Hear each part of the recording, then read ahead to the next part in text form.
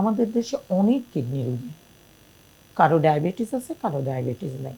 যাদের ডায়াবেটিস নাই তাদেরকে আমরা বলি সিকেডি, এবং যাদের ডায়াবেটিস আছে তাদেরকে বলি আমরা ডিকেডি, অর্থাৎ তাদের ক্রিয়েটিনিন লেভেল বেশি, ইজিএফআর কম।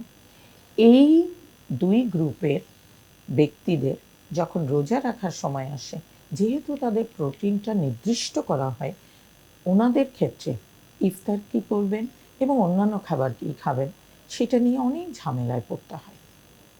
আপনাদের দেখেন আমাদের দেশের ইউজুয়ালি যে ইফতারিগুলো, সেগুলো ইনকমপ্লিট প্রোটিন দিয়ে, অর্থাৎ বেসন থাকে, ডাল থাকে, ছোলা, বুট, হালিম, চটপটি, ঘুগনি, এই খাবারগুলোই বেশি প্রচলন থাকে।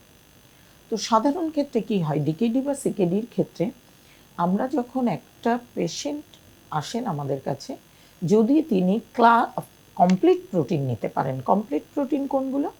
ডিম, দুধ, মাছ অথবা মাংস, মাংসের ভেতরে মুরগি, এই 4টা খাবার তিনি যদি অ্যাফোর্ড করতে পারেন এবং খেতে পারেন, তাহলে আমরা তার রেস্ট্রিক্টেড প্রোটিনের ক্ষেত্রে ইনকমপ্লিট প্রোটিন, ইনকমপ্লিট কথাটার অর্থ হচ্ছে যেখানে প্রোটিনের অ্যামাইনো অ্যাসিডের পরিমাণটা ঘাটতি থাকে, আমরা সেটা না দিয়ে কমপ্লিট প্রোটিন দিয়ে পূরণ করার চেষ্টা করি।